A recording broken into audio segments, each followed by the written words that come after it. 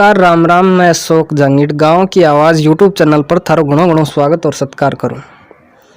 आज आपने बीच में आपने स्टूडियो में आमंत्रित होया है गौरीशंकर जी सुथार। तो आंगिज की कहानी है, ये हिंदी का व्याख्यात पद पर है। तो आंगी कहानी है वह बहुत ही संघर्षशील कहानी है।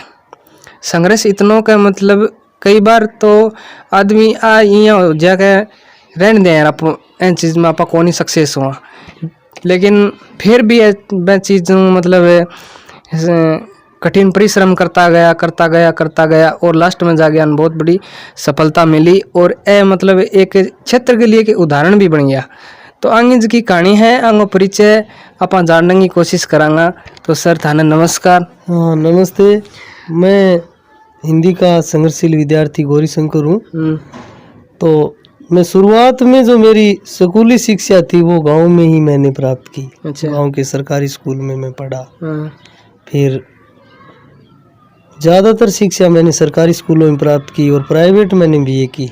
अच्छा। उसके बाद मैंने स्तर 9-10 में बीएड की और उनके बाद में मुझे कई प्राइवेट संस्थाओं में पढ़ाने का भी मौका मिला। फिर मैंने खुद ने भी प्राइवेट संस्था की। कौन सी जगह करी थे? हाँ, वो लूणकरणसर तहसील मनापरसर गांव में मैंने प्राइवेट संस्था की। तो कितना दिन चलाई? वो 6 साल चलाई मैंने प्राइवेट संस्था। तो मैं दौरान थे तैयारी करता? हाँ, उस दौरान जो मुझे तैयारी का समय तो कम मिलता था और जैसे भी मुझे आधा घंटा 20 मिनट 2 घंटा तैयारी का समय मिलता था तो उस दौरान मैं तैयारी करता रहता था।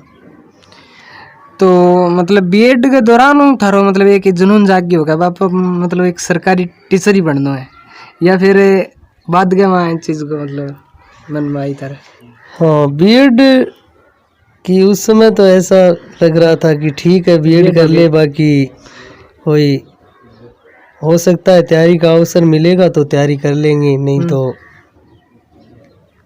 कोई काम धंधा करके काम चलाना पड़ेगा। तो मतलब थे 2009-10 के मैं बीएड करके 20 तक एक संघर्ष करता रहा। मैं टाइम कितनी का सफलता को थाने सामना करना पड़ा? मैंने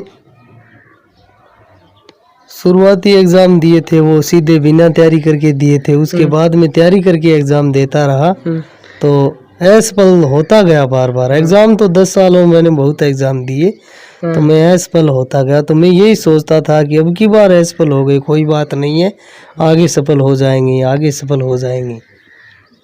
बैंक दौरान या मैं मतलब जीवन परिचय बारे में सुनियो कि ब्याह शादी भी होगी लेकिन पारिवारिक स्थिति थोड़ी डाउन ही, तो आर्थिक स्थिति थोड़ी कमज़ोर थी, तो इसी वजह से मैंने अनेक परिस्थितियों का सामना करना पड़ा सफलता के लिए। मतलब कोचिंग को भी सहारा मिलियो? हाँ, कोचिंग का सहारा मुझे नहीं मिला। एक बार मैं गया था 1-1.5 महीने केवल व्याकरण पढ़ा था मैंने। तो उसके बाद प्राइवेट संस्था चला रहा था तो उस संस्था को शुरुआती दिनों में बच्चे जोड़ने के लिए मुझे उस संस्था में आना पड़ा। अच्छा। कुछ दिना खातर जिया मैं सुनियो के थे झोपड़े में भी बैठ के कई दिना खातर तैयारी करी था ने, मतलब एकांत जगह कौन मिली? गाँव में मुझे एकांत जगह नहीं मिली तो मेरे घर के पास ही एक झोंपड़ी है, एक टापी है, सामान्य भाषा में टापी कहते हैं। उस टापी में मैंने सोचा कि जो मेरे पिता है वो लकड़ी का काम करते हैं तो वहाँ मैं पढ़ाई के दौरान डिस्टर्ब होता था।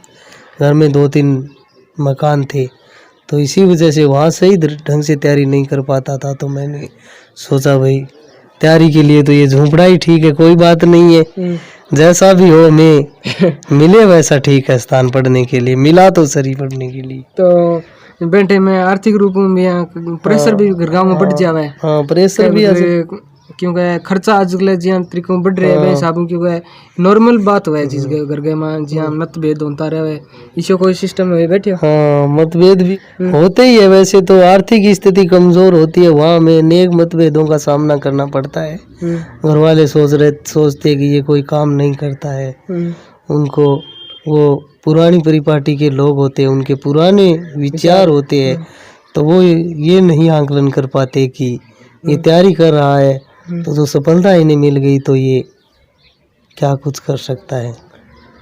लेकिन जहाँ लगन है बा मतलब थारे मन में ही बसा ली क्या आपा इन चीज ने टारगेट ही बना लियो क्या? हाँ, मैंने टारगेट ही बना लिया था। फिर 18 तक मैंने स्कूल किया, उसके बाद मैंने सोचा भाई अब तो ये इस संस्था से काम चलने वाला तो नहीं है। सरकारी स्कूलों का रुझान ज़्यादा बढ़ गया, तो मैंने फिर 18 में संस्था बंद करके वहाँ पैसा भी इन्वेस्टमेंट हुआ, जितने कमाए थे वहाँ मैंने लगा दिए।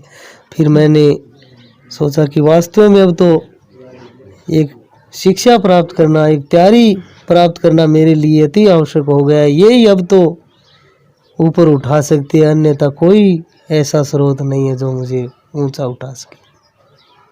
तो आप जी हमारे दर्शकान क्या कहना चाहोगा अभी क्या क्या तरीकों से संघर्ष करना चाहिए अपन? दर्शकों ने मेरा कहना वही है कि जो भी तैयारी करे वो लगातार तैयारी करता रहो। बाकी जो टाइम मिले परीक्षा के दौरान, अपन समय मिले उस दौरान ढंग तैयारी करो। बाकी लगातार तैयारी करनी जरूरी है बहुत ही। अच्छा, कई बार यहाँ स्थिति यहाँ हो जाए जहाँ मैं थाने पहले अपन अब बात करी है जहाँ पारिवारिक दबाव बढ़ जाए, तो अपन सोचा यार वो कौन पार पड़ा अपना इन चीज़ की बैन तरीके मतलब मन में आ जाए कई बारी, तो बैन टाइम में अपन क्या दिमाग में मेंटेन करना? ऐसे तो दिमाग में आते रहते हैं भाई। कई बार क्या होता है पारिवारिक आर्थिक दबाव भी बढ़ जाता है, तो हम सोचते हैं यार अब तो तैयारी करना ठीक नहीं है, काम धंधा भी करना पड़ेगा। तो उसको थोड़ा धैर्यशीलता रख करके, दूसरों से प्रेरणा ले करके, खुद के समझ में नहीं आए तो दूसरों से राय ले करके लगातार तैयारी करना चाहिए ताकि हम सफल हो सके। और जैसे ही हम सफल हो जाएंगे तो हम पीछे जितने भी मैंने भी 10 साल तैयारी किए तो वो मैं सब दिन भूल गया तैयारी वाले। लेकिन उस टाइम में तो मतलब बहुत बहुत मेहनत की है मैंने। मुझे लगता है कि मेरे जितनी मेहनत शायद ही किसी ने ही की है, क्योंकि आर्थिक स्थिति के अभाव में तैयारी करना, परिस्थितियों विकट परिस्थितियों में तैयारी करना बहुत ही मुश्किल होता है। सही है। मैंने अनेक परिस्थितियों में तैयारी की, उस दौरान मैं तैयारी करता रहा और उसमें एग्ज़ाम भी खूब दिए मैंने, बहुत एग्ज़ाम दिए। बाकी मैं यही मानता था कि अब की बार सफल हो जाएंगे, अब की बार सफल हो जाएंगे। लेकिन जनवरी 2020 में मैंने फर्स्ट ग्रेड सामान्य शिक्षा की भर्ती देखी, उसमें मैं सफल नहीं हुआ। तो फिर मात्र 46 पदों की ये भर्ती थी।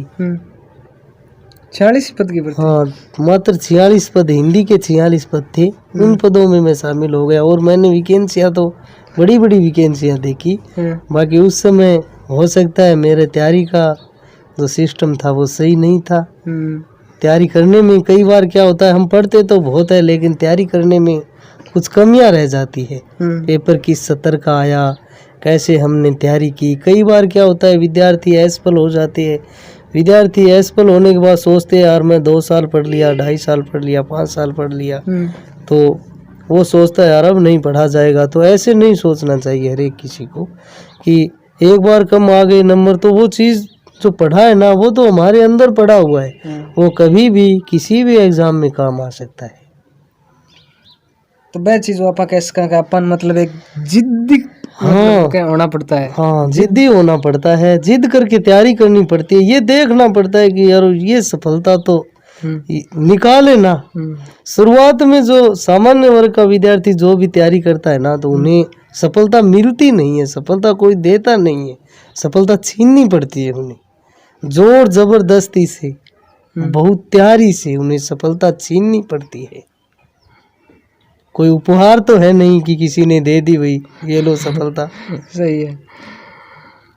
तो मैंने अनेक एग्ज़ाम दिए, तो एग्ज़ामों में मैं असफल होता रहा। फिर धीरे धीरे करके मैं पढ़ता रहा कि आगे सफलता मिल जाएगी, आगे सफलता मिल जाएगी, आगे सफलता मिल जाएगी। तो लगातार जो सामान्य विद्यार्थी होता है उन्हें 10-12 घंटा लगातार तैयारी करनी चाहिए ताकि, और सफलता निश्चित है, सफलता मिल जाती है आखिर सफलता। मैं नहीं मानता कि वो जो मेहनत करने वाला, लगन से पढ़ने वाला है उन्हें असफल होना पड़ेगा, असफल ही रहना पड़ेगा। असफलता में ही सफलता छिपी हुई होती है। पता नहीं लगता कि मैं रीट का भी सामान्य विद्यार्थी रहा हूँ, रीट में भी बढ़िया अंक थे मेरे। बाकी इतना ये फिर मैं तैयारी करता रहा तो पहले मैं नहीं सोचा करता था कि फर्स्ट ग्रेड तक पहुंच जाऊंगा। कि अन्य समाज के होशियार विद्यार्थियों को मैं देखता तो मुझे लगता कि वास्तव में ये तो बहुत बड़े हैं, बहुत होशियार है, बहुत तैयारी करते हैं। लेकिन आखिर मैं उस दौड़ में, जिस दौड़ में लगा हुआ था, उसको मैंने एक सफलता के माध्यम में बदला। तो ये थे हमारे बीच में गौरी शंकर जी सुथार, जगह जीवन परिचय आप जानने की कोशिश करी। तो आप बहुत ही मतलब एक संघर्ष करियो है आपके जीवन के अंदर, जो कि आप जानने की कोशिश करी। और यह आज की न्यूज़ है, या थे गांव की आवाज़ यूट्यूब चैनल के माध्यम देखने लग रहा हो तो चैनल ने सब्सक्राइब करो और लाइक करो और शेयर करो। नमस्कार। नमस्ते।